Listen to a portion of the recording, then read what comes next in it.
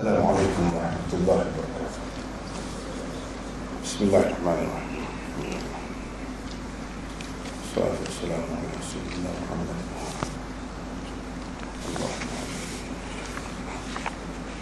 Rabbi yassir. Sehat semua ya? Alhamdulillah. Lama kita cuti. Lama cuti. InsyaAllah malam ini kita sambung pelajaran kita yang telah berlalu sebelum cuti dahulu. Saya rasa sampai muka surat 130. Tapi oleh kerana kita lama tinggal kan, InsyaAllah kita bacalah. Baca daripada awal bab ni dengan apa ni hadisnya dan komentar Imam Tirmidzi.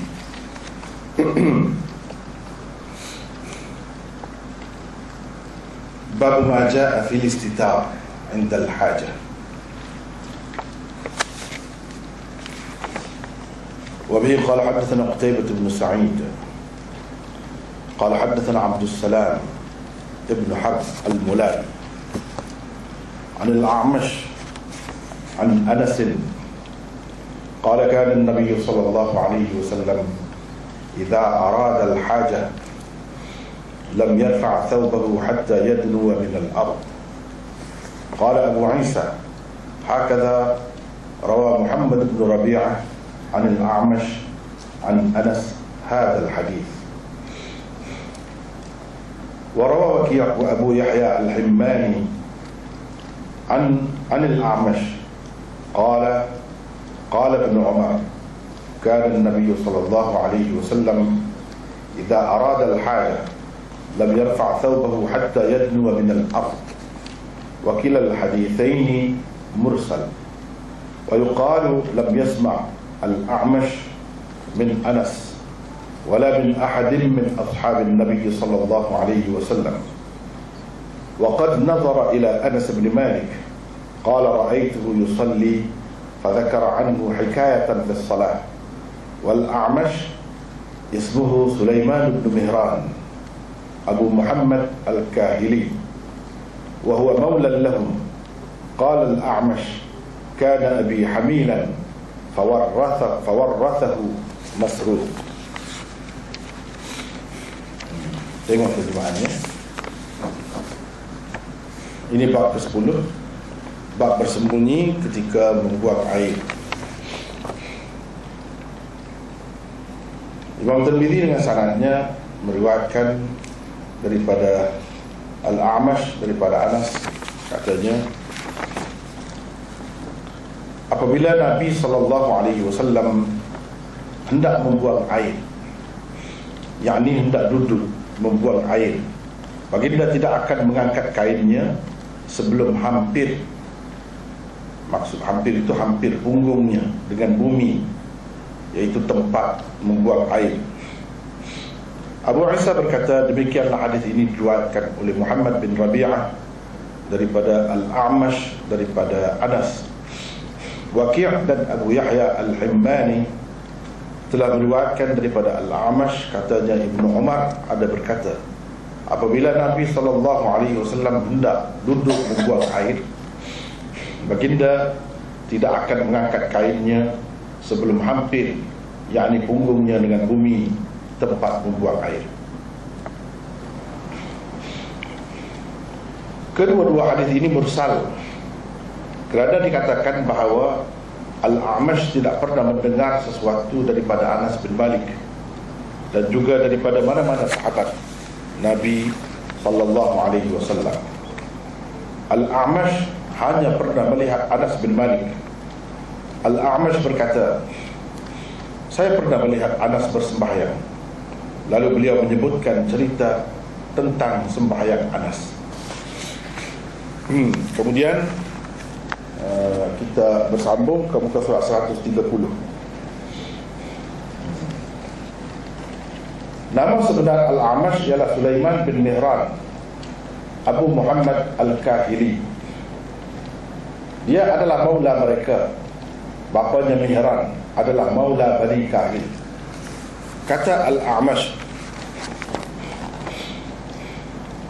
ayahku telah dibawa semasa kecil oleh ibunya ke wilayah Islam daripada wilayah kafir. Masruq bin Al-Ajda',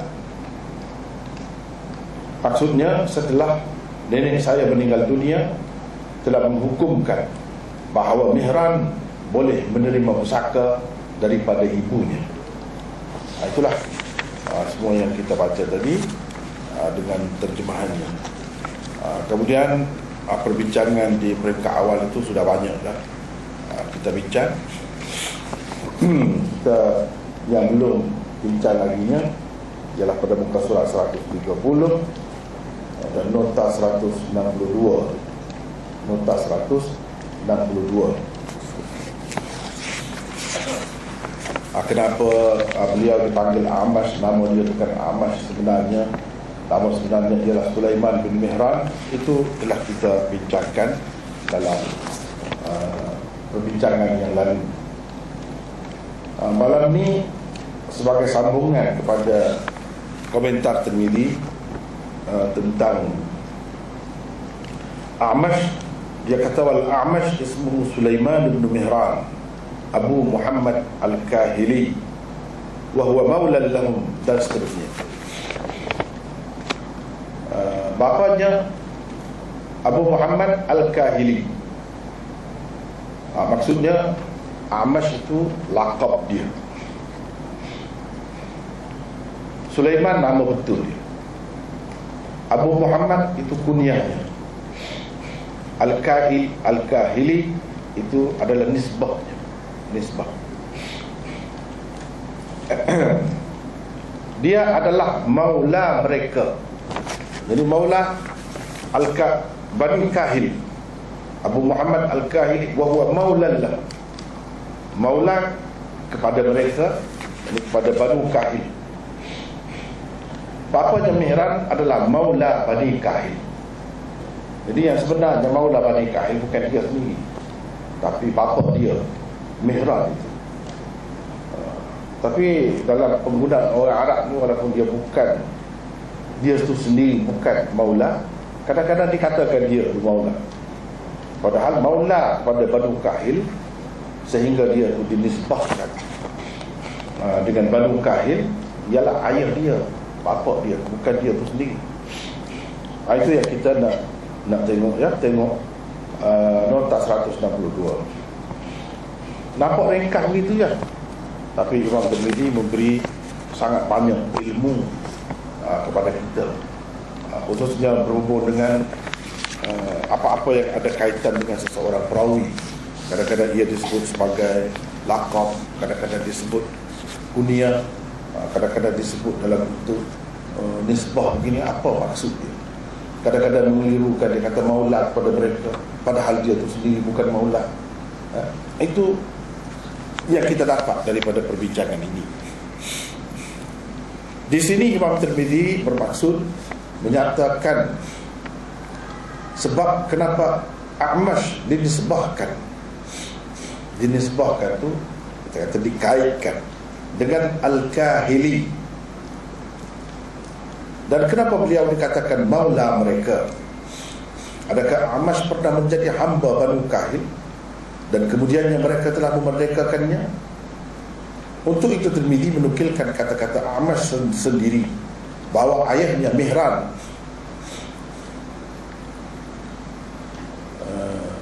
itulah sebenarnya maula Banu Kahil.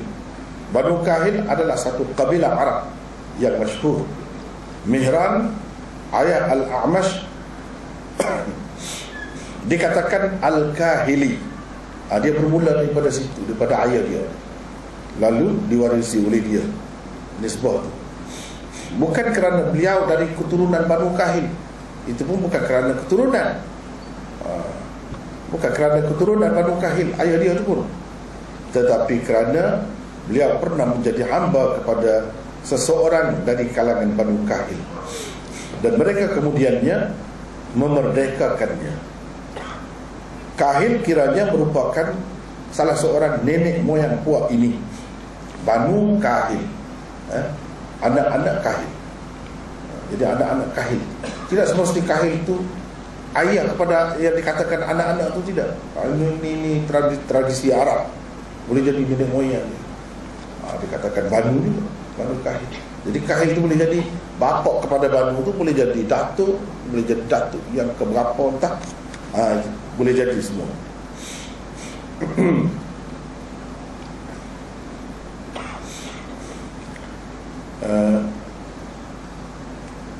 Ini berarti Mihran ayat Amash mempunyai nisbah wala ataqah, wala ul ataqah, iaitu perhubungan seorang hamba dengan tuan yang memerdekakannya.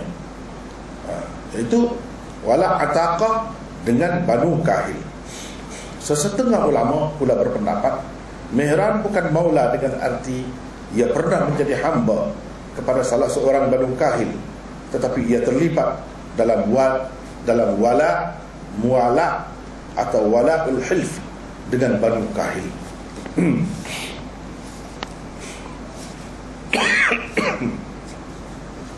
Terlebih dahulu kita kena faham beberapa perkara, ya. Kalau tak faham tu susah. Istilah maula ni dahulu, dia kata dia adalah maula mereka. Apa makna maula? Pada asalnya, pada dasarnya, maula maknanya hamba yang dibebaskan. Hamba yang dibebaskan, itu maula. Tak kira lah oleh sesiapa, maula. Tuan dia yang membebaskan dia tu dipanggil maula juga. Hamba yang dibebaskan itu maula juga. Pada hakikatnya hamba yang dimerdekakan itu telah menanggung, orang kata, budi ataupun jasa tuan dia, jasa baik tuan dia. Kalau tidak, mungkin dia jadi hamba terus menerus beberapa generasi.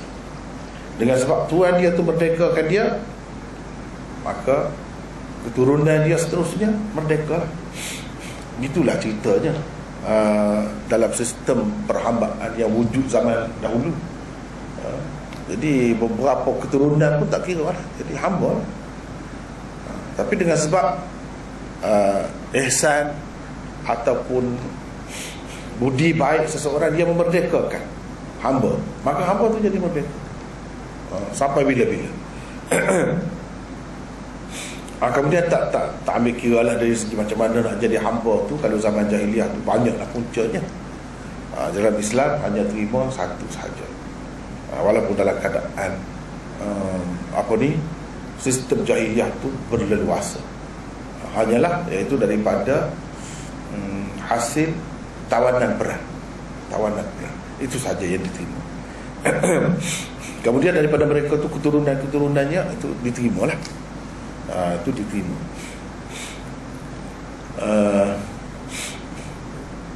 Itu satu.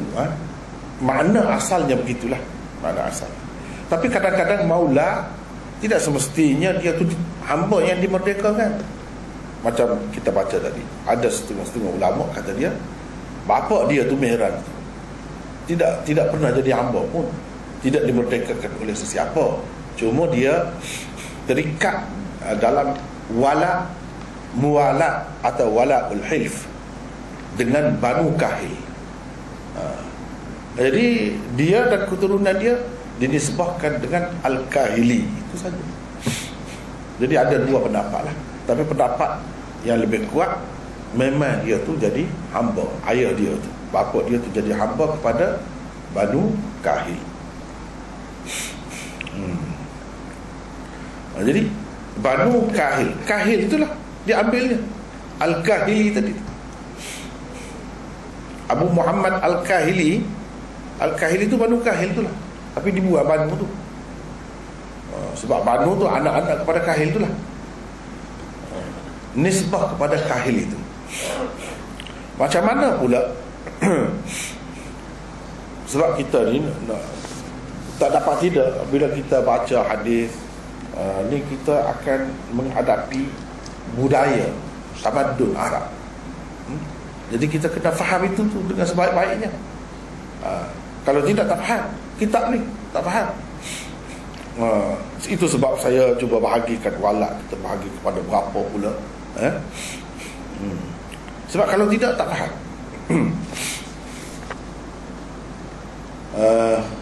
Kenapa pula seseorang tu mestilah keturunan dia tu Banu Kahil atau Banu apa-apa pun. Tidak Kahil tu terhenti setakat itu, tentu keturunan dia tu ada lagi di atas tu. Dan mungkin kita kata Banu Kahil, nak sampai kepada Kahil itu ada beberapa lagi ayah dia. Tapi kenapa tidak disebut itu? Kenapa dipilih Kahil atau dipilih seseorang? Ini kalau Banu, ada juga dikatakan Ibnu Rushd.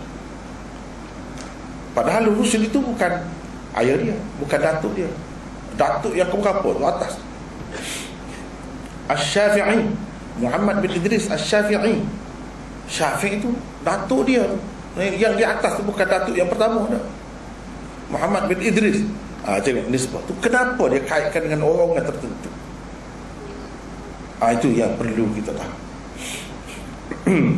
Jawabnya, untuk mengenang jasa, mengabadikan nama seseorang. Kira-kiranya pada mereka, orang inilah yang bertanggungjawab dalam mengubah keluarga dia, menaikkan nama baik keluarga dia. Inilah orang. Kalau dulu mungkin, katakanlah sebagai contohnya, peladan dia tu, keluarga peladan, tiba-tiba salah seorang daripada anak peladan ni jadi alim. Bermula daripada dia tu, anak cucu dia tu jadi berubah. Semuanya jadi minat ilmu, semua jadi ahli ilmu. Jadi dia untuk mengenang jasa seorang tadi yang alim tu, sebab dialah yang mengubahkan haluan keluarga dia daripada kurang kepada lebih. Maka mereka kaitkan dengan orang berkenaan. Itu cara dia. Itu cara dia. Bukan sembarangan dia nak kait tu dengan mana-mana datuk. Tidak semua datuk tu kita kata, kalau nak kata alim, tidak semua. Kalau nak kata hartawan pun tidak semua juga. Kalau nak kata dermawan ke, orang yang pemurah, tidak semua juga. Jadi orang-orang yang ada jasa kepada masyarakat, yang membuatkan nama keluarga mereka itu harum, orang itulah dikaitkan. Nama dia tu untuk dinisbahkan anak cucunya, ataupun kalau tidak ada cucu pun, orang yang ada kaitan dengannya. Misal hamba bebasan kepada anak cucu dia, hamba bebasan, hamba yang dibebaskan itu dikaitkan dengan orang itu juga. Padahal dia bukan keturunan. Nak ceritanya kesan perubahan seseorang dalam satu keluarga ini sangat besar, jauh perginya, kesannya sangat jauh. Dengan sebab itu, secara tidak langsung ia mendorong individu dalam masyarakat ini mengubah hidupnya, membuat sesuatu yang besar, sesuatu yang dikenal oleh anak cucu, sesuatu yang berarti kepada masyarakat, yang bila disebut orang semua tahu, bangga. Itu cara dia. Secara tidak langsung ini satu bentuk motivasi kepada individu dalam masyarakat itu untuk buat sesuatu perubahan, sesuatu yang baik dalam keluarga dia. Dengan sebab itu nama dia akan jadi kekal, akan diabadikan buat selama-lamanya. Misalnya kita kata Imam Asy-Syafi'i. Kenapa Syafi'i? Kenapa tidak yang lain? Di situ ada, di situ bermula. Begitu juga dengan yang lain-lain. Itu sebenarnya rahsia di sebalik nisbah tadi. Kenapa dinisbahkan dengan datuk ini, dinisbahkan dengan orang ini? Sebab orang itu ada sesuatu, yang lain-lain itu tidak. Ya. Jadi pada asalnya lebih banyak digunakan maula itu dengan arti hamba bebasan, hamba yang dibebaskan. Hamba yang dibebaskan itu sangat berhutang budi dengan Tuhan dia. Sebab kalau tidak, tak sampai bila, berapa generasi dia akan jadi hamba. Dengan sebab ini memerdekakan dia, jadi dia jadi orang merdeka. Jadi maula itu untuk mengenal jasa orang yang memerdekakan dia, dia akan kaitkan dengan nama orang yang memerdekakan dia. Katakanlah Khalid, nama orang yang memerdekakan dia tu namanya Khalid. Jadi dia akan katakan keluarga dia, anak cucu dia Al-Khalidi. Al-Khalidi. Pasal mengenal jasa Khalid. Kalau tidak kerana Khalid itu, dia terus hamba. Jadi bukan dia saja mengaitkan dengan Al-Khalidi itu. Anak cucu dia pun dia suruh, dia minta pakai nama ataupun nisbah itu untuk mengingatkan kepada anak cucunya bahawa orang ini telah berjasa kepada kita. Jadi kita sepatutnya mengenang budinya, kita sepatutnya membalas jasanya. Kalau ada anak cucu dia, hubungan kita semestinya lebih rapat daripada orang lain. Itu cara mereka membentuk masyarakat, membentuk ikatan dalam masyarakat itu. Sebab itu yang ni walaupun tidak keluarga, tapi dia rapat, sebab ada hubungan tadilah, apa yang dikatakan walak tadi. Banu Kahil sama seperti misalnya kita kata Banu Israel. Anak-anak Israel. Israel itu siapa? Nabi Yaqub, namanya Israel. Kullu ta'am kana illan li bani Israel illa ma harrama Israilu ala nafsi. Dulu asalnya makanan-makanan itu halal kepada Bani Israel, kecuali apa-apa yang diharamkan oleh Israel ke atas dirinya. Ada ketika Nabi Yaqub itu kerana sebab-sebab tertentu, dia mengharamkan atas dirinya memakan benda-benda tertentu. Jadi anak cucunya anggap benda itu haram, padahalnya haram itu untuk dia saja. Benda-benda yang tertentu tadi haram itu untuk dia saja, bukan dia mengharamkan seperti mana Allah mengharamkan, bukan begitu. Jadi Israel itu disebut dalam ayat itu Yaqub itulah. Jadi Banu Israel anak-anak Yaqub, anak-anak Yaqub. Banu Kahil anak-anak Kahil. Jadi Kahil itulah yang pentingnya. Jadi orang-orang yang nak kaitkan dengan keluarga ni, kaitkan dengan Kahil itulah. Sebab itulah dikatakan Al-Kahili. Al-Kahili. Baik, kita tengok nota sikit lagi. Sampai di sini perlu sekali diketahui pembahagian nisbah walak itu sendiri dalam budaya dan tamadun Arab. Kena tahu. Sebab itu dulu, suatu ketika dahulu orang belajar sejarah saja. Sejarah saja. Tapi kemudian dia fikir, terutamanya sejarah tu banyak diselewengkan, jadi tak ada apa yang baik. Nak buat apa contohnya? Berebutan kuasa saja, bunuh-membunuh, buruk-memburukkan satu sama lain. Itu saja yang ada. Sehingga kan sampak tu pun begitu nampak gambaran sejarah. Maka ramai yang berfikir untuk pengajian sejarah tu kena ubah banyak perkara. Antaranya kita kena ubah kepada tamadun. Sebab tu dia ada pengajian tamadun. Tamadun mengambil kira apa pencapaian setiap kita kata dinasti, ataupun Banu Umayyah, kalau kita kata kerajaan Banu Umayyah, kerajaan Banu Abbasiyah yang kita panggil Abbasiyah, apa pencapaian dia, apa kejayaan, apakah pembaharuan yang dibuat oleh mereka kepada umat Islam ataupun umat manusia. Jadi nak tengok apa kebaikan, tak perlu tengoklah sejarah dia tu sangat. Sejarah tu banyak diselewengkan. Sebab tu dia tamadun. Jadi tamadun tu memang perlulah tahu. Maka kita kena tahu juga apa budaya dia, apa tradisi dia, ada resan dia, semua kena tahu. Bahawa kita masuk tu kita meresap betul-betul, kita terima tu, kita faham betul-betul. Kalau tidak tak faham, hanya selapih lah, selapih itu saja.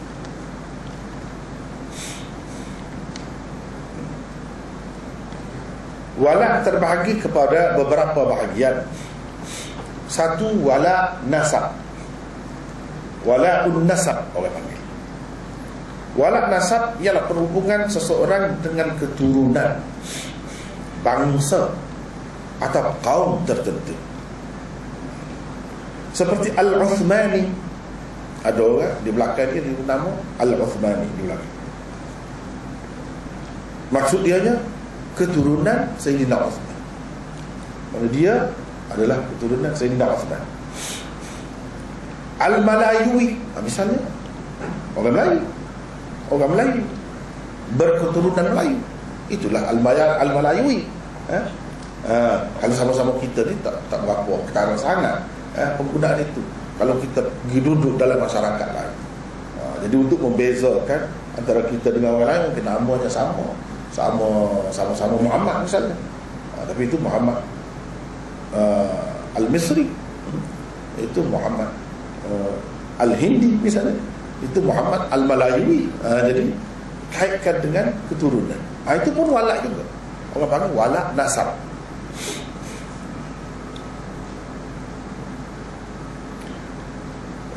Dan banyak lagi lah yang kita selalu dengar. Jadi kena ingatlah tu Al-Faruqi, disebut Al-Faruqi.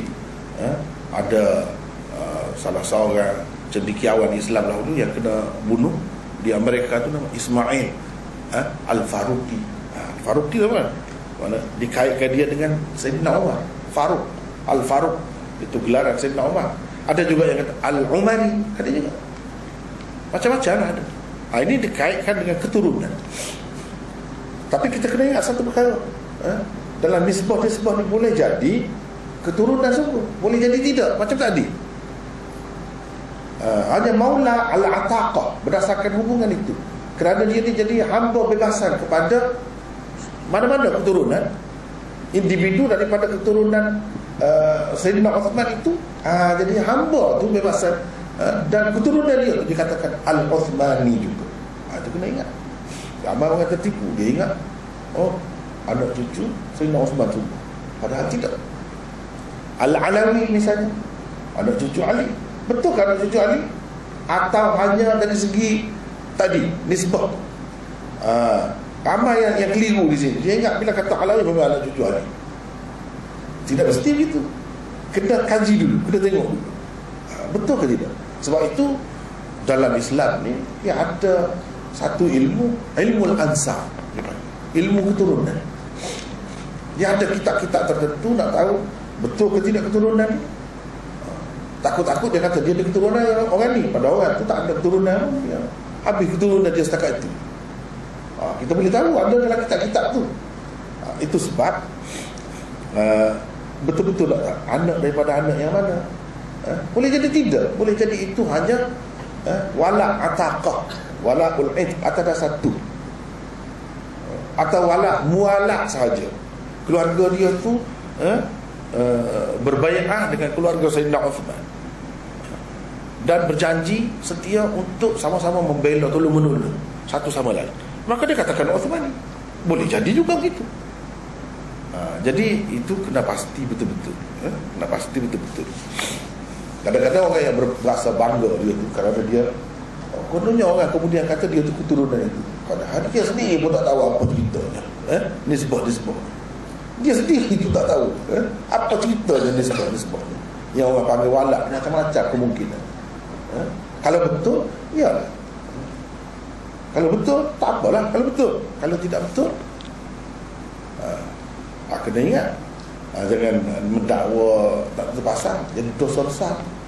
Dalam hadis dilarang seseorang itu mengaitkan diri dia kononnya, sebab itu satu pendustaan.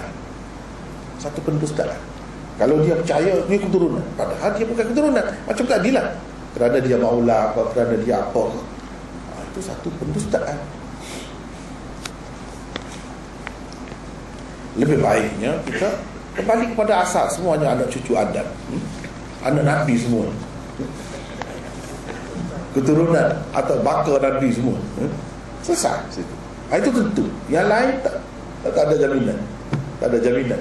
Kata keturunan Nabi ke keturunan apa ke, boleh jadi, tapi boleh jadi sebab Nabi SAW tu seramai mana mawali dia, maula dia, hamba bebas dia. Aisyah seramai mana hamba-hamba yang dimerdekakan olehnya. Orang tu semua tu kaitkan dengan dia, kaitkan dengan dia. Sama sekali bukan keturunan dia. Mana Aisyah ada keturunan? Dia tak ada anak.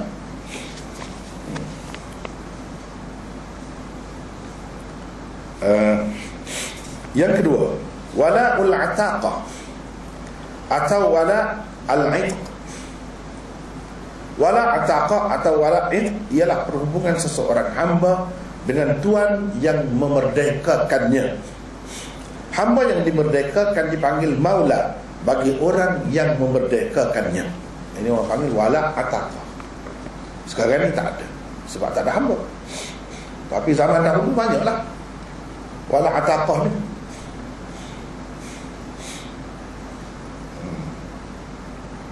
Yang ketiga wala' muwala' atau wala'ul hilf. Sama saja, sama saja. Kadang-kadang diguna gini, kadang-kadang diguna gini. Wala' muwala' atau wala'ul hilf ialah perhubungan seseorang atau sekelompok manusia dengan seseorang atau sekelompok manusia yang lain sebagai sekutu,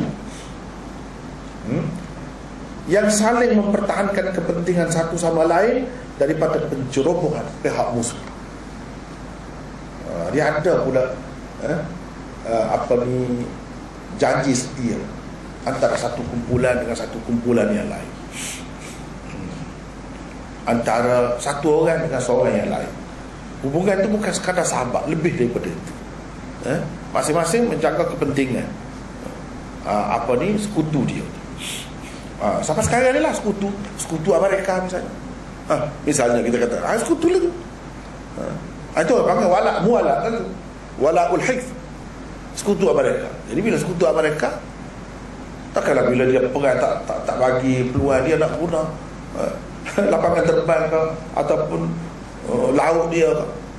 Itu sebab dia bagi, mudah dia bagi. Mudah sebab dia sekutu. Dan banyak kelebihan juga sekutu. Kalau orang nak marah boleh jadi juga. Jadi orang pergi bom lah sekutu dia. Padahal yang berbalak sebenarnya dengan Amerika, tapi sekutu dia tu dia akan terasa juga. Sebab dia saling berjanji untuk menjaga tu, menjaga keselamatan, keamanan sekutu-sekutu dia. Ini zaman jahiliah sudah ada, zaman Nabi SAW pun ada, sampai sekarang ni ada. Wala' muwala'. Yang keempat wala' talammud. Wala' talammud ialah perhubungan seorang murid dengan guru sebagai mengenang jasa dan ilmu guru yang diwarisi.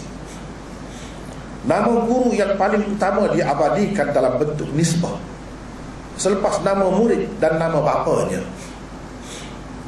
Seperti Al-Qasimi,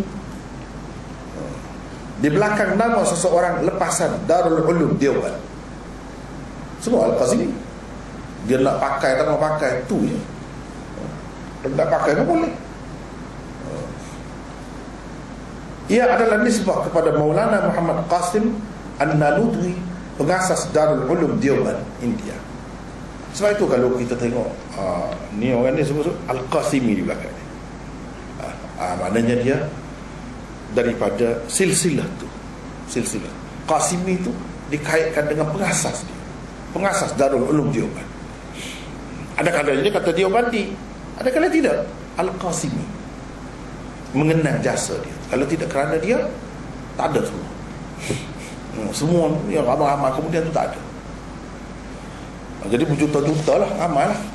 Jadi yang menisbahkan dirinya dengan Al-Qasimi, misalnya Syekh Ghulam Mustafa Al-Qasimi, dia mesti ada belajar di Deoban, daripada ilmu yang dari segi silsilahnya sampai kepada Muhammad Qasim. Itu Al-Qasim. Macam orang lulusan Al-Azhar, Al-Azhari, dia sudah di belakang dia disebut nama dia, nama ayah dia Al-Azhari. Tapi Azhar tu bukan nama orang, nama tempat belajar tu. Jadi begitu.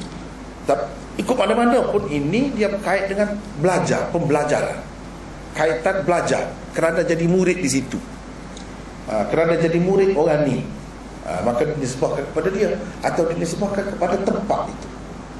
Boleh jadi juga. Tapi nisbah itu bukan kerana dia keturunan Muhammad Qasim itu, tidak.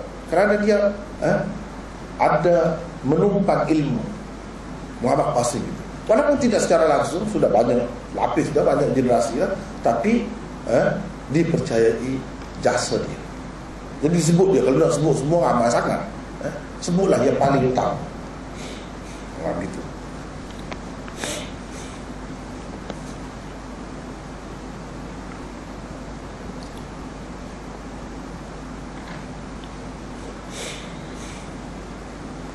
Ada juga termasuk dalam talammuth ini, dia panggil wala kerana seseorang itu kagum ataupun minat atau mengikut cara seseorang itu, bukan keturunan.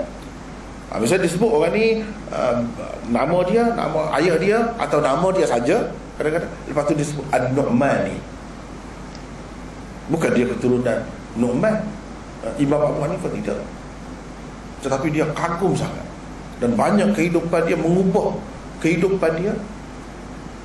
Ni orang ni, itu Nu'mani, Mazur Nu'mani, Shibli Nu'mani, bukan keturunan Abu Hanifah, tidak, tapi dia kagum sangat. Dan banyak pemikiran Imam Abu Hanifah itu mencorak kehidupan pemikiran dia. Itu Nu'mani, macam-macam lah. Ini semua dia ada kaitan dengan ilmu, ada kaitan dengan ilmu.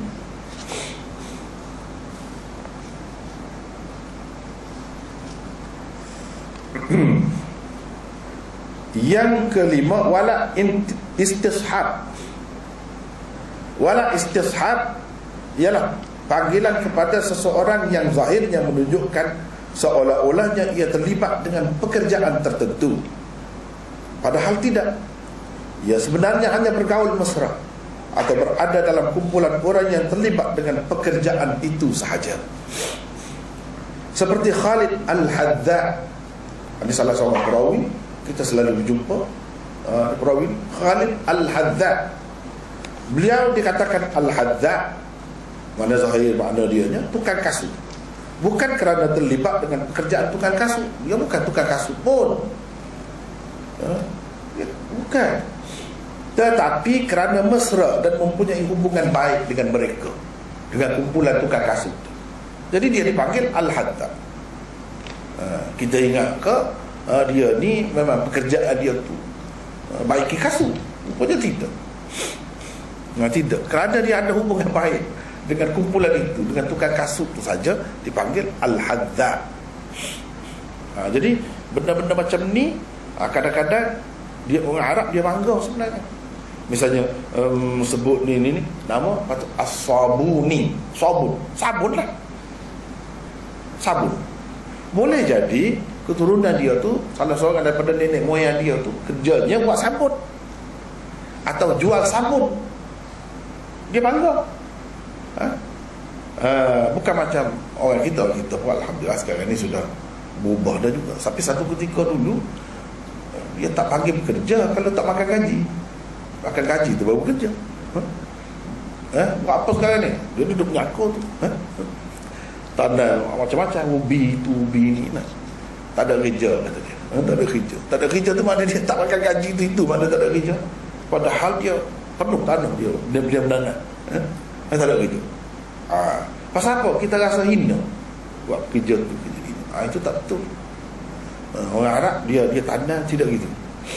Kita kena bangga dengan keturunan kita. Ikutlah dia buat kerja apa pun, dia cari rezeki secara halal. Itulah dia dengan rezeki itulah dia menanggung kita jadi orang-orang baik kemudian. Bukan dia pencuri, bukan dia merokok. Ikutlah dia buat sabun ke, dia tukar jahit ke, atau apa pun disebut dengan mulia. Az-Zayyat misalnya, Az-Zayyat, pembuat minyak ataupun penjual minyak, dia bangga. Dia bangga penjual minyak, kemudiannya anak cucu dia jadi orang hebat-hebat. Tapi dia tidak memandang hina pada keturunan dia yang asalnya bekerja, yang mungkin kepada setengah-setengah orang dia kata kerjaan yang hina. Tidak begitu. Ada kalanya bila disebut di belakang mana keturunan dia, ada kalanya tidak, macam dia lah. Kerana dia atau ayah dia pernah bergaul mesra, rapat dengan orang-orang yang mempunyai pekerjaan tertentu. Boleh jadi begitu. Macam Al-Hadza, dia bukan tukang kasut, tapi kerana dia itu baik dengan tukang kasut, jadi orang panggil Al-Hadza. Jadi benda-benda macam ni, bila kita baca tentang perawi dalam kitab-kitab tentang rijal, ada dia sebut semua. Ini Hadza ni dia sendiri tukang kasut ke? Tidak. Tapi kalau tukang kasut betul, gitu juga dengan Al-Hadza juga. Jadi kita nak tahu, kena baca tentang dia. Sama ada dia tukang kasut betul ke, atau kerana dia bergaul dengan tukang kasut lalu dipanggil begitu. Itu kena tahu.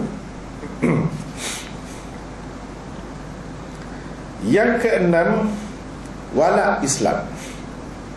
Wala'ul Islam. Wala Islam ialah hubungan seseorang dengan orang yang bertanggungjawab mengislamkan dirinya sendiri atau mengislamkan nenek moyangnya. Seperti Al-Ju'fi yang tersebut di belakang nama Imam Bukhari. Imam Bukhari, Muhammad bin Ismail bin ini. Al-Ju'fi di belakang. Siapa Al-Ju'fi? Jadi nenek moyang dia ke? Salah seorang datuk dia yang kelima ke? Tidak. Inilah orang yang bertanggungjawab memasukkan salah seorang nenek moyang dia tu masuk Islam, memeluk agama Islam. Jadi sebagai mengenal jasa dia tu disebut. Di belakang nama semua keturunan itu seramai mana pun, beribu pun Al-Ju'fi semua. Jadi Al-Ju'fi tu dia tu anak cucu Ju'fi ke tidak? Tapi kerana Ju'fi itu telah berjasa kepada keturunan dia, jadi dia mengenang budi, sebagai mengenang budi. Jadi kalau bertemu dengan anak-anak cucu Ju'fi itu betul, dia akan hormat, dia akan sayang, sebab dia ada hubungan. Dari segi hubungan, sebab besar Islam ni. Kadang-kadang orang ni dia nasib itu takdir Tuhan, pilihan Tuhan. Nak masuk Islam dengan sebab orang ni besar tu, besar. Kalau nak kira, dia mungkin tak masuk Islam. Berapa ramai orang pergi ke negeri barat, kalau nak kira tak ada orang Islam. Tiba-tiba satu orang tu berkenan dengan seorang perempuan yang Islam, dia pun masuk Islam. Kan ada perempuan masuk Islam, besar tu ada, sebab dia sampai keturunan dia sampai bila-bila Islam. Contohnya benda-benda begitulah.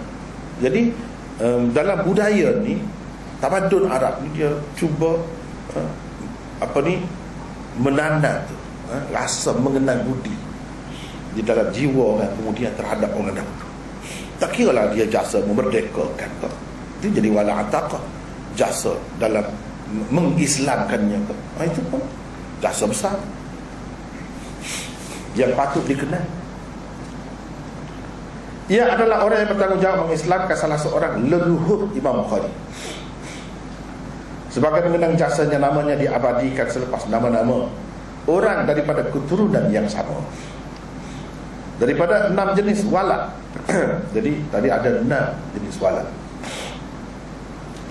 Kemudian banyak lagi kena kira wala ni, wala dengan parti, dengan jemaah tertentu, banyak tak kira. Ini yang ada dalam kitab, yang kira dalam kitab, yang ada kaitan hukum. Ada kaitan hukum. Nak kita tengok, ada kaitan hukum ke tidak? Ada kait, misalnya hukum saka masuk ke tidak di sini atau tidak?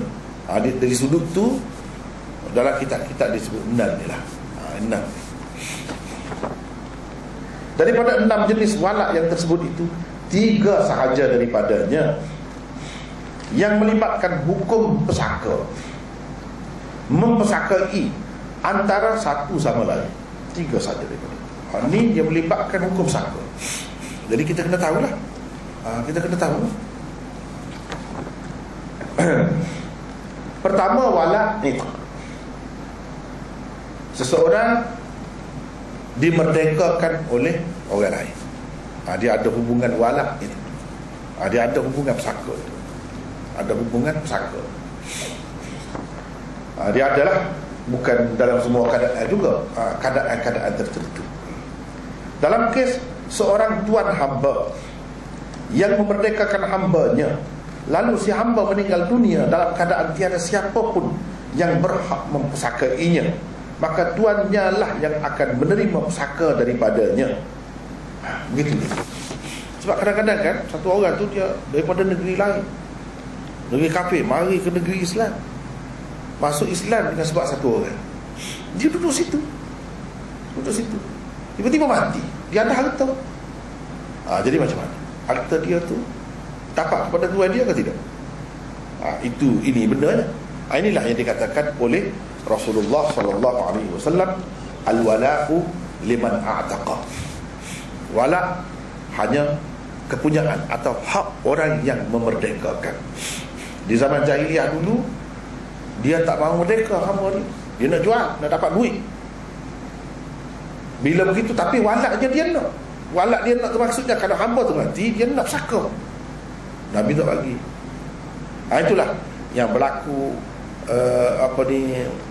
kekecohan berlaku di antara Tuan Barirah apabila dia nak jual kepada Aisyah. Jadi mereka mensyaratkan walak itu mereka dapat. Nabi SAW tak bagi. Beli lah katanya, beli. Tapi kalau dia berkerah pun tak jadi, sebab hukum Allah tidak begitu.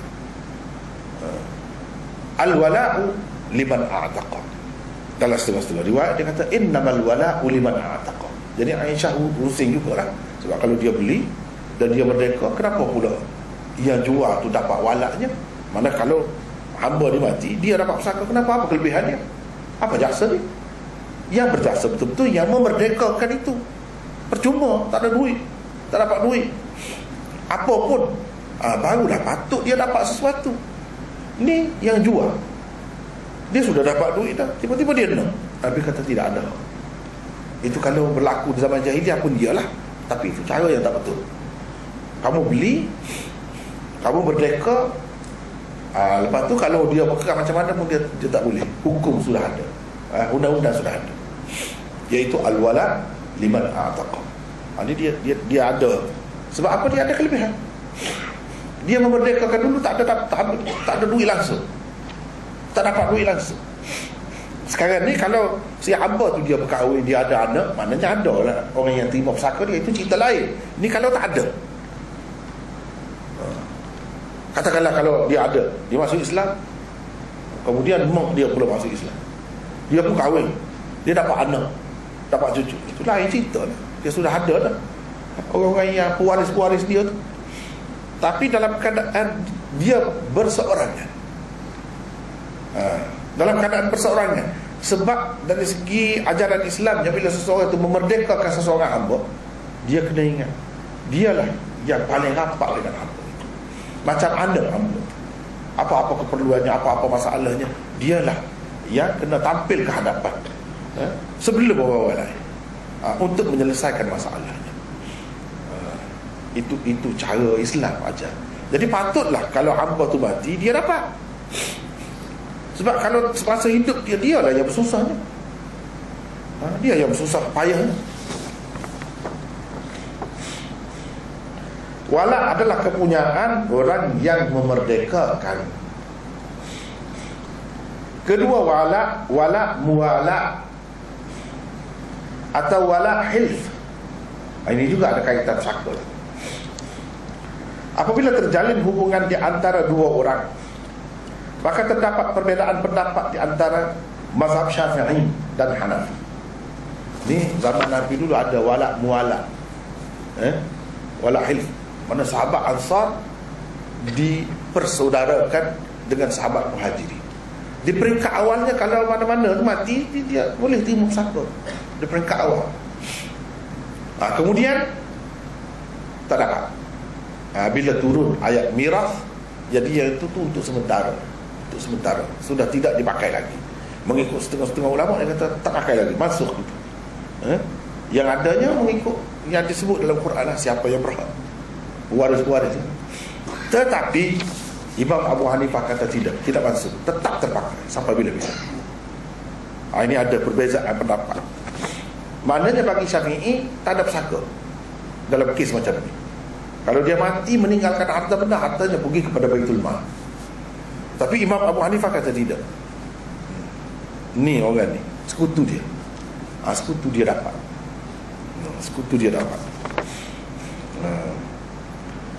Hanafiyah berpendapat dalam keadaan tidak ada siapa pun yang berhak mewarisi salah seorang sekutu dalam wala ini, maka sekutunya lah yang akan mewarisinya. Sedangkan Syafi'iyah pula berpendapat hartanya akan pergi kepada Baitul Mal. Adalah khilaf di situ. Jadi ada khilaf di situ. Yang ni kata ada dapat pusaka, sekutu dia tu lah yang dapat. Yang ni kata tidak. Ini cerita dulu. Kalau ada pun dia terima sebagai cerita dulu. Imam Abu Hanifah kata tidak. Ini sampai bila-bila. Boleh kita pakai cara itu, kata mereka.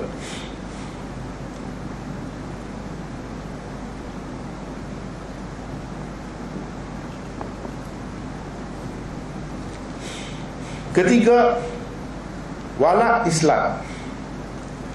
Seseorang yang membuatkan non-Muslim memeluk agama Islam juga berhak menerima pusaka daripada non-Muslim berkenaan jika ia meninggal dunia dalam keadaan tiada siapa pun yang berhak menerima pusaka daripadanya, dengan syarat dia telah mengadakan akad aql atau irsh.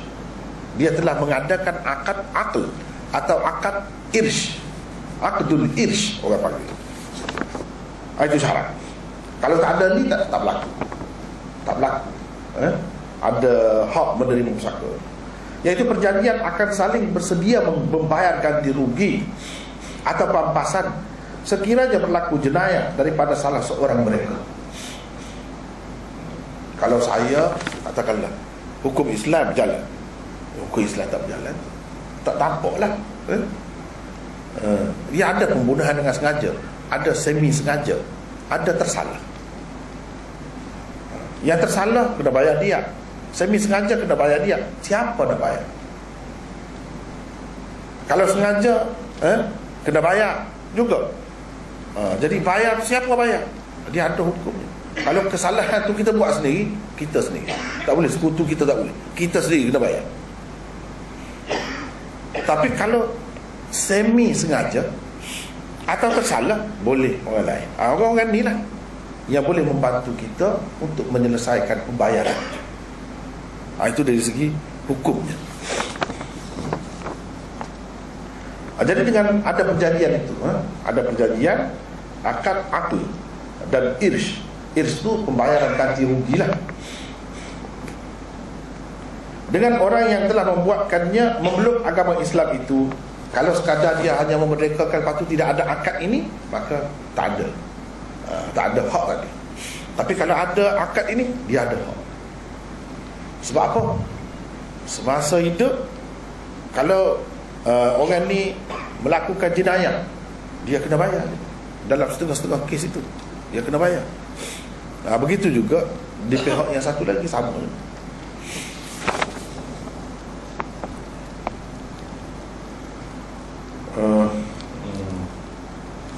Menurut Imam Abu Hanifah, firman Allah di dalam ayat 33 surah An-Nisa ini, walladzina aqadat aymanukum fa'atuhum nasibahum, bermaksud dan mana-mana orang yang kamu telah membuat ikatan setia dengan mereka, yakni untuk membantu dalam masa kecemasan dan kesusahan, maka berikanlah kepada mereka bahagiannya. Dan dia kata ini tetap terpakai untuk kes ni dalam keadaan macam ni, tetap terpakai. Tidak mansuh kata dia. Ini tidak mansuh. Ini bukan khusus dengan orang semasa Nabi mempersaudarakan Muhajirin dan Ansar, lepas tu bila turun ayat saka habis selesai. Tidak begitu. Tetap terpakai sampai bila-bila, dengan syarat ada akad itu. Kalau tak ada akad, tak ada. Di situ ada khilaf, ada khilaf tentang ada pusaka ke atau tidak. Itu sebab perlu kita tahu tu pembahagian wala. Pembahagian wala tadi. Jadi wala al-kahili itu wala mana? Kalau kita kata wala itu memang ada. Patut pun dia rapat sangat. Patut pun dia abadikan al-kahili itu kepada semua generasi keturunan dia. Mungkin sampai berjuta-juta bilangan. Sebab apa? Ni sangat rapat. sehingga pesaka pun boleh terima antara satu dengan yang lain.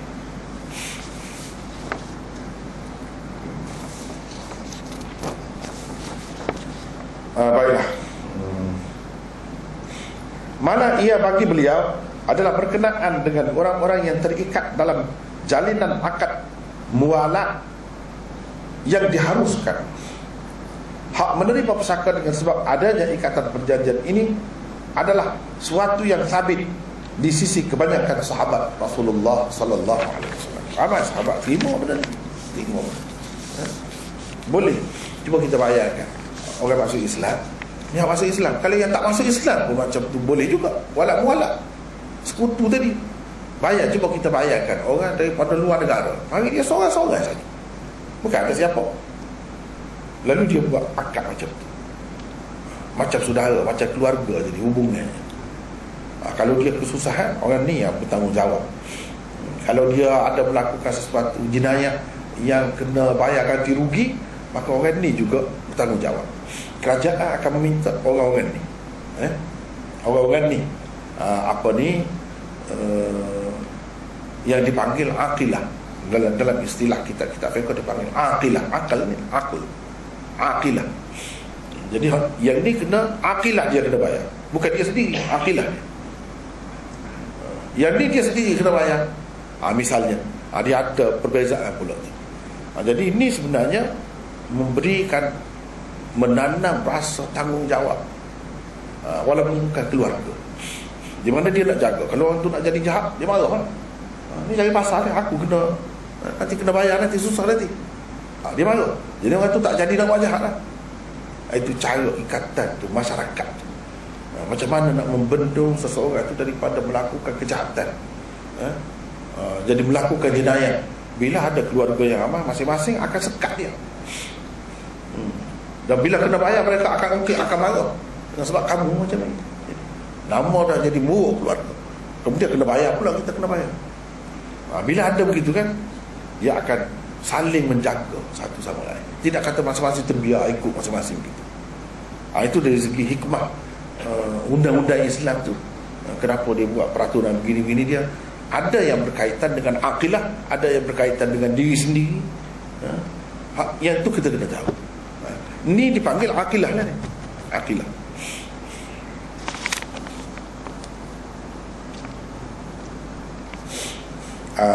Lepas tu dia kata Al-A'mash, ayahmu telah dibawa semasa kecil oleh ibunya ke wilayah Islam daripada wilayah kafir. Dia dalam bahasa Arab dia yang asal tadi kita baca, qala Al-A'mash kana abi hamilan. Itu saja, hamilan. Hamilan tu makna inilah yang kita terjemah, iaitu telah dibawa semasa kecil oleh ibunya ke wilayah Islam daripada wilayah kafir. Itu makna hamil. Hamil fa'il, orang yang belajar sarah dia tahu fa'il bermakna al-maf'ul. Hamil dengan makna mahmud, orang yang dibawa daripada satu tempat ke tempat yang lain. Itu hamil. Tapi bukan bawa begitu, budak kecil.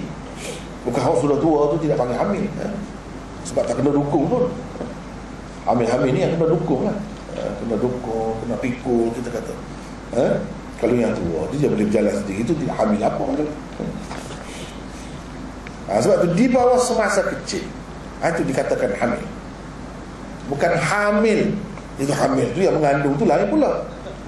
Hamil, hamil, hamil daripada wilayah kafir, itu maksud hamil. Cuba kita tengok nota 1 dan 3 di bawah. Kanak-kanak hasil tawanan perang yang dibawa dari negeri kafir harbi dipanggil Darul Harb, ke negeri Islam Darul Islam dipanggil hamil. Jadi dalam perang kan, orang mungkin ibu bapa mati tak tahu mana ibu bapanya, tiba-tiba kan anak-anak ada, ambil anak bawa masuk. Atau ada satu orang bawa dia mengaku anak dia, padahal bukan anak dia, ataupun sungguh ke, itu hamil. Dia ditawan. Tahu-tahu semasa ditawan tu dia ada anak dengan dia. Itu hamil. Dibawa ke negara Islam, dia jadi hamba. Dia jadi hamba. Ataupun tidak jadi hamba, kau ikutlah. Tapi kanak-kanak tu dibawa masuk ke negara Islam.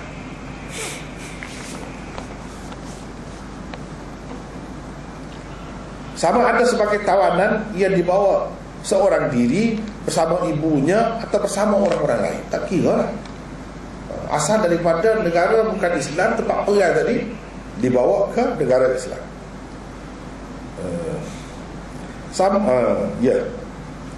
Para ulama berbeza pendapat tentang pesaka hamil. Pesaka hamil,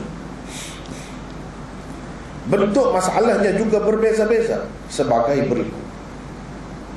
Jadi panjang sebab Imam Tirmizi ni dia bukan sebut saja. Dia bukan sebut saja.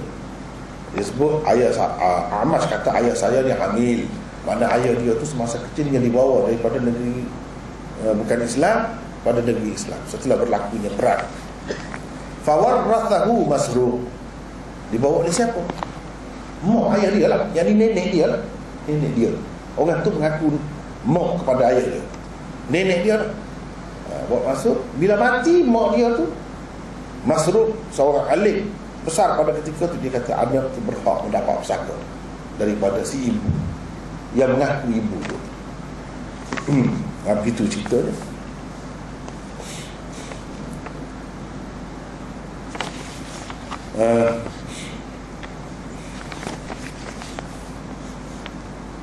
Nampak rekas dia. Kana abi hamilan fawarrathahu Masruq. Tu dia. Bukan main panjang kalau dia bincang. Dan itulah maksud Imam Tirmizi. Itulah kita lama ni dia macam itu sifat dia. Semakin kita korek, semakin keluar mutiara. Kalau kita baca selapis. Tapi kalau kita korek lagi, nampak kehebatan dia.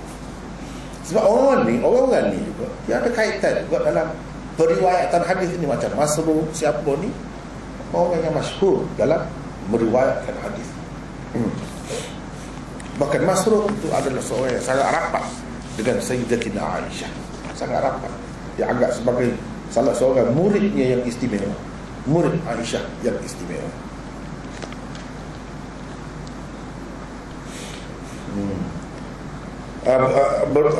Bentuk masalahnya juga berbeza-beza sebagai berikut. Satu, jika seseorang lelaki mendakwa seseorang anak kanak-kanak adalah anaknya. Adalah kes perang tadi, bila masuk ke negeri Islam ni, ada seorang lelaki tu, dia kata ini anak dia. Mana orang tahu? Orang pergi perang. Kalau zaman dulu lagilah tak tahu. Zaman sekarang ni boleh tahan juga, ada kat kenalan, ada surat beranak. Dalam keadaan begini pun kadang-kadang hilang, tak tahu semua, tak tahu ke mana pun pergi. Jadi masing-masing boleh dakwa.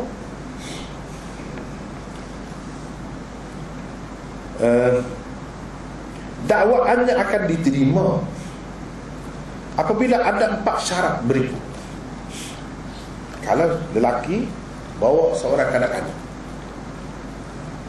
sebab macam-macam boleh berlaku tu, dia kanak-kanak tu orang lain, kemudian dia nak buat hamba dia ke, dia nak mengaku anak, kemudian dia nak ambil harta daripada budak tu. Macam-macam manusia ni, macam-macam.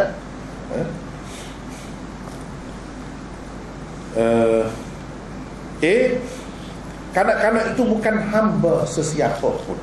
Jelas tidak diketahui hamba sesiapa pun. Dalam keadaan ia hamba, mestilah ada pengesahan daripada tuannya. Kalau dia hamba, kena ada pengesahan daripada tuannya. Ni tuan dia kata, betul lah, dia dakwa anak dia. Memang betul anak dia lah. Tuan dia kata begitu. Itu syaratnya. Syarat nak terima tadi. B, umur kanak-kanak itu sekira-kira masuk akal dikatakan sebagai anaknya. Kalau dia kata ni anak saya, dia umur 6 tahun, dia baru umur 6 tahun, Macam mana anak dia? Ada kalau boleh jadi bapa umur 6 tahun? Itu tak masuk akal. Oleh itu perbezaan umur antara kedua mereka sekurang-kurangnya mestilah 12 tahun setengah. Itu syaratnya. Baru boleh terima dakwaan dia bahawa itu anaknya, yang dibawanya itu anaknya. C. Kanak-kanak itu tidak diketahui sebagai anak siapapun dari penduduk tempatan. Jelas, bukan anak siapa.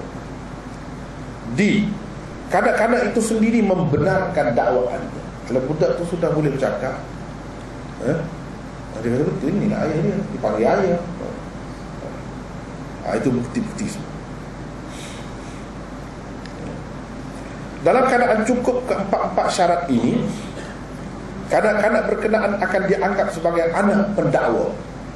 Jadi orang yang bawa dia tu, orang yang bawa dia masuk negeri Islam tu, kita akan terima dia sebagai bapa kepada budak.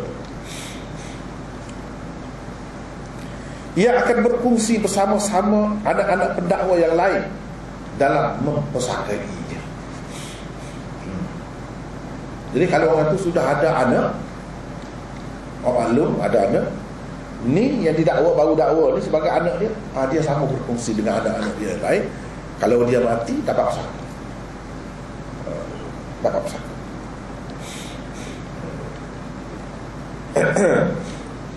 Dalam keadaan cukup keempat-empat syarat tersebut, tidak diperlukan lagi 2 orang saksi lelaki atau seorang bidan perempuan yang merdeka sebagai saksi. Tak perlu dah. Kalau ada 4 syarat tadi, boleh diterima.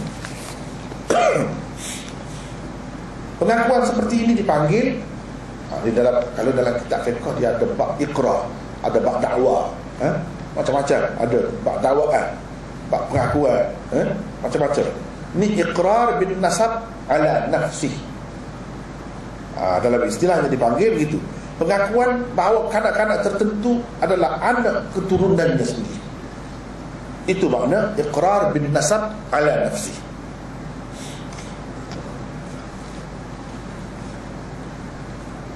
Tiada perbezaan pendapat para ulama dalam masalah ini.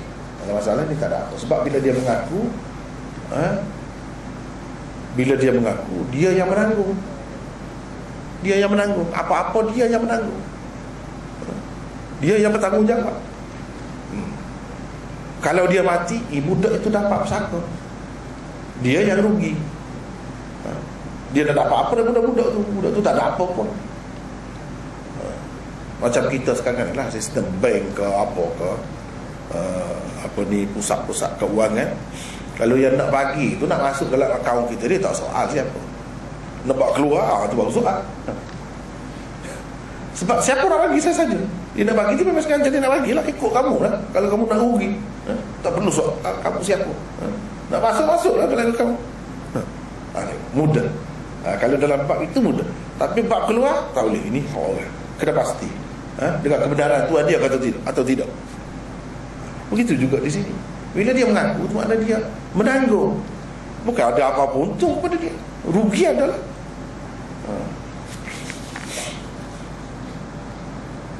Yang kedua, jika tawanan perempuan mendakwa, kanak-kanak yang ada bersamanya adalah anaknya, kanak-kanak berkenaan juga membenarkannya. Selain ada saksi yang dikemukakan, maka dalam kes seperti ini juga para ulama bersepakat tentang kanak-kanak seperti itu akan mempesakai pendakwa, mempesakai perempuan itulah. Kalau begini, begini keadaan. Ini kes yang kedua. 3. Dalam kes seorang perempuan mendakwa kanak-kanak yang ada bersamanya adalah anaknya, kanak-kanak berkenaan juga membenarkannya, tetapi ia tidak mempunyai saksi penyokong. Tak ada saksi penyokong. Dalam masalah ini ada khilaf ulama. Ada khilaf ulama. Para ulama berbeza pendapat tentangnya. Imam Tirmidzi dan 3 imam besar, Imam Malik, Syafi'i dan Ahmad. Selain Abu Hanifah berpendapat, Abu Hanifah tidak. Ini Imam Tirmidzi, jumhur ulama berpendapat kanak-kanak berkenaan akan mewarisi perempuan yang mendakwa sebagai ibunya itu. Itulah yang Imam Tirmidzi kata. Amash kata ayah dia tu hamil. Lepas tu Masruq memberikan kepadanya hak menerima pusaka daripada ibunya. Ibu dia dakwa begitulah. Inilah kes ini. Sementara Imam Abu Hanifah dan anak-anak buahnya pula berpendapat ia tidak mempusakainya. Tak boleh semata-mata dengan begitu, dakwaan begitu. Rujukan Imam Tirmidzi dan jumhur ulama dalam masalah ini ialah fatwa Masruq yang dikemukakan di atas, yang Imam Tirmidzi sebut tu. Itulah pegangan jumhur ulama.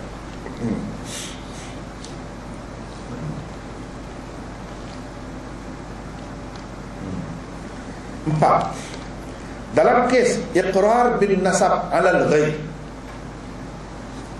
dakwaan bahawa kanak-kanak tertentu adalah anak seseorang atau saudaranya. Dia bukan mengaku budak tu anak dia. Dia kata budak tu anak orang tu. Itu masalah. Bukan mengaku anak dia. Kalau mengaku anak dia, dia tanggung jawab. Ini tidak. Orang tu tak tahu apa. Dia kata ini anak orang tu. Jadi orang tu kena pegang. Kamu mesti kena belajar, kena nafkah, kena apa semua budak ni. Jadi begitu. Padahal tuan diri tu tak senyap. Ini kes yang keempat, iqrar bin nasab alal ghair, dakwaan bahawa kanak-kanak tertentu adalah anak seseorang atau saudara. Budak ni adalah saudara, adik-adik orang tu. Para ulama mazhab Hanafi tidak menerima nasab, keturunan yang didakwa semata-mata dengan dakwaan itu. Tak boleh. Sebab apa? Tuan diri mengaku dia. Ini semata-mata orang itu kata tak boleh. Selagi ia tidak disokong oleh saksi-saksi, semata-mata dakwaan tidak boleh dipakai. Bagaimanapun dalam kes seperti ini, dua orang saksi lelaki bukanlah suatu yang mesti. Tak perlu dua saksi dua orang lelaki dalam kes macam ini. Saksi seorang bidan perempuan yang merdeka saja sudah memadai. Kalau ada seorang perempuan, dia kata saya lah yang menyambut kelahiran budak. Memang budak ni anak orang tu. Sudah cukup. Walaupun tuan diri tu tak mengaku, tuan diri senyap, orang lain yang tunjuk, boleh sabit keturunan.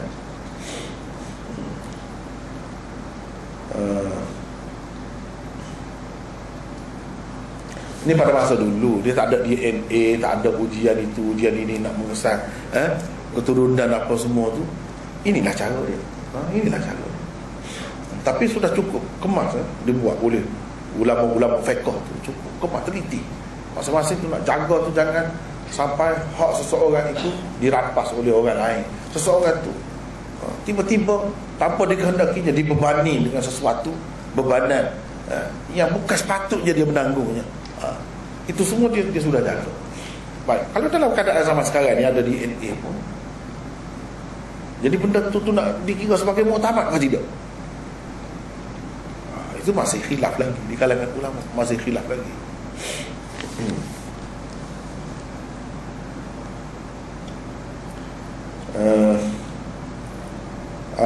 Setengah ulama dia apa ni, pegang dengan hadis al-waladu lil firash walil ahir al-hajar.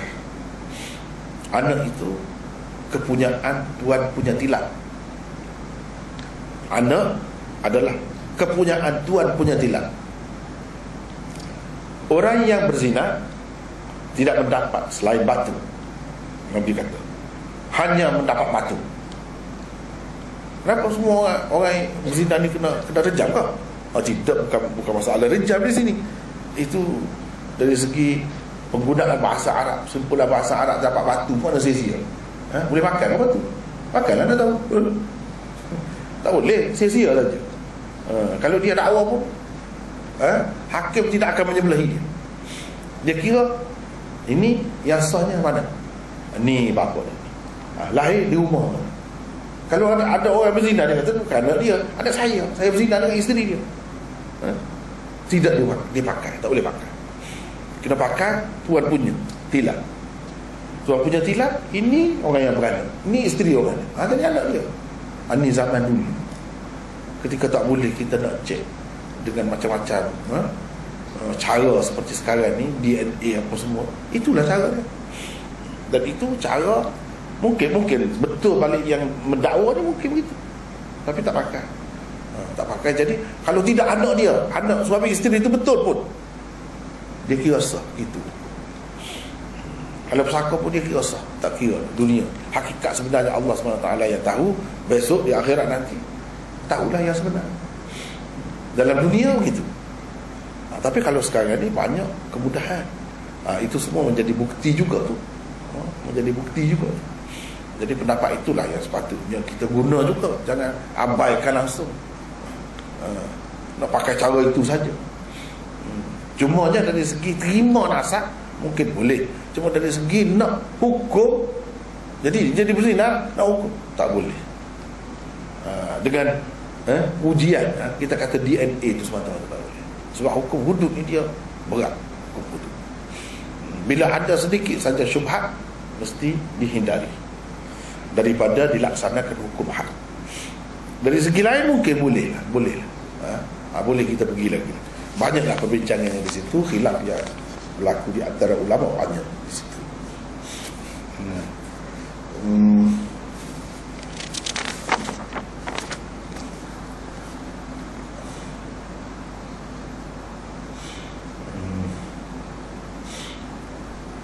Sesetengah ulama pula berpendapat iqrar bin nasab ala al-ghair sama saja dengan iqrar bin nasab ala nafsi apabila cukup keempat-empat syarat yang tersebut tadi. Kalau empat syarat yang tersebut tadi cukup, sama saja. Kesaksian bagaimanapun diperlukan dalam keadaan tiada syarat-syarat itu. Kalau tak ada syarat itu, saksi perlulah. Sandaran Hanafiyah dalam masalah ini ialah asar Umar yang diriwayatkan oleh Malik dan dikemukakan oleh Muhammad bin Hasan Asy-Syaibani di dalam Muwatta'nya. Tak apalah. Kemudian disebut di sini Abu Aisyah Al-Kufi. Kita ringkas ni. Abu Aisyah Al-Kufi, Masruq itu dinamakan Masruq. Dia ni kunyahnya Abu Aisyah sebab seperti saya sebutkan tadi, anak murid Aisyah yang sangat istimewa, rapat dengan Aisyah. Masruq dia ada ilmu banyak sebab dia rapat dengan orang yang berilmu. Dan dia oleh kerana sayang sangat pada Aisyah tu anak dia bagi nama Aisyah, nama guru dia Sayyidatina Aisyah lah. Sayyidatina Aisyah dinamakan Masruq kerana semasa kecil beliau pernah diculik. Masruq maknanya yang dicuri. Culik lah maksudnya, diculik, orang lari. Kemudian ditemui. Masruq adalah perawi thiqah, faqih, abid dan mukhadram. Orang yang sempat dengan zaman jahiliyah dan zaman Nabi SAW, tetapi tidak memeluk Islam melainkan selepas kewafatan baginda SAW. Mungkin juga ia memeluk Islam di zaman Nabi SAW, tetapi tidak berkesempatan bertemu baginda. Itu dinamakan perawi mukhadram. Masruq ini termasuk dalam perawi mukhadram. Itu tujuan Imam Tirmidzi kemukakan dia tu, dia nak cambahkan pengetahuan hadis kita. Apa pendapat ulama tentang masalah, apa kata mereka tentang Masruq ini, dan Masruq ini siapa, hidup di zaman mana, menerima riwayat daripada Umar, Ali, Muaz, Ibnu Mas'ud dan lain-lain. Tokoh-tokoh yang telah menerima riwayat daripada beliau pula ialah Ibrahim An-Nakhai, Asy-Sya'bi dan lain-lain. Berkata Asy-Sya'bi, saya tidak mengetahui ada sesiapa pun yang lebih bersungguh-sungguh dalam menuntut ilmu daripada Masruq. Wajib betul kata dia Masruq. Belajar rajin sungguh, patutlah dia dapat ilmu banyak. Beliau lebih alim dalam fatwa daripada Syuraih. Qadhi Syuraih terkenal lah sangat alim. Dia alim lagi.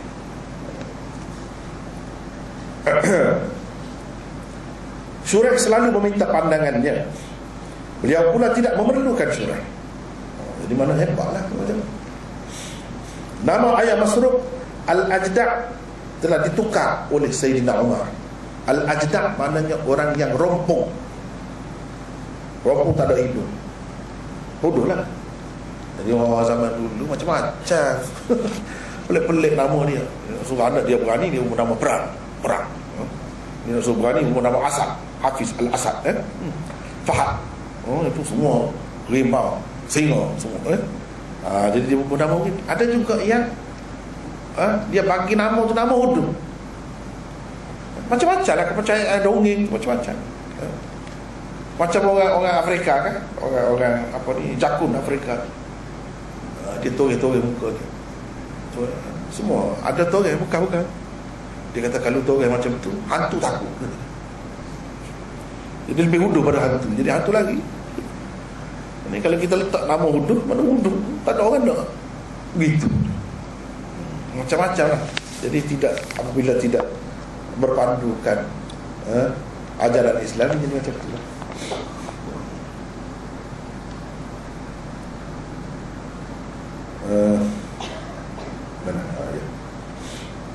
Telah ditukar oleh Sayyidina Umar kepada Abdul Rahman, nama ayahnya. Masruq meninggal dunia pada tahun 63 Hijrah. Tujuan Imam Tirmidzi mengemukakan fatwa Masruq ini ialah untuk menguatkan pendapat beliau dan jumhur ulama tentang hamil secara mutlak dapat menerima pusaka daripada orang-orang yang mendakwanya sebagai anak. Mana dia tidak menyokong pendapat Imam Abu Hanifah yang banyak sangat syaratnya gini. Macam tadilah perincian macam kita sebut tadi, dia terima yang itu. Sebab itu dia bawa yang Masruq, dia tak bawa yang lain. Itu cara ulama-ulama ni, dia bawa ulama yang dia setuju. Jangan kita kata dia ikut nafsu pula. Dia ikut nafsu. Memang begitu. Imam Bukhari pun kalau dia kenal itu, dia pilih. Dia tak bawa. Orang semua tahu ada lagi orang lain, alasan lain, tapi dia tak bawa yang tu. Sebab kena bincang tu panjang lah, kena bincang. Sekarang nak cerita mana pilihan dia, apa ijtihad dia, itu saja. Nak baca yang orang lain, baca dalam kitab dia. Itu cara dia, masing-masing dengan cara sendiri.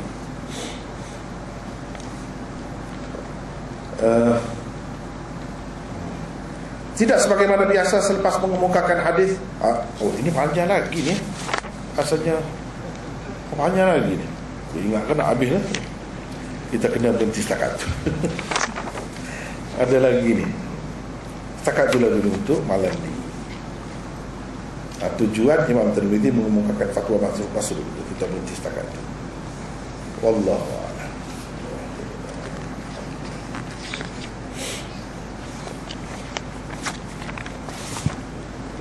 Mungkin ya satu dua perbincangan, soalan kalau ada boleh.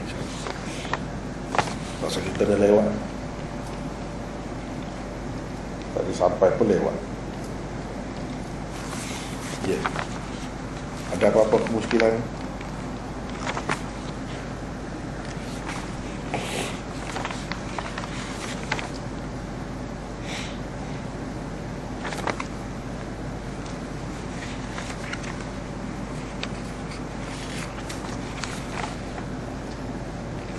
Tak ada. Puas hati semua. Ya. Apa? Ya.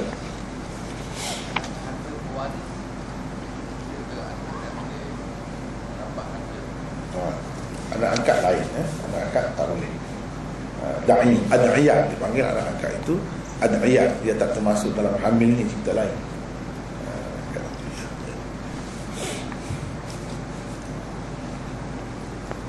Tapi di zaman jahiliyah dahulu, dalam Islam pun sebelum turun ayat pusaka apa semua tu ada kok, anak angkat masih boleh lagi pada ketika itu.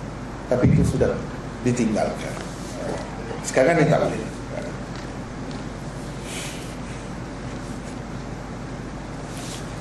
Ada lagi? InsyaAllah.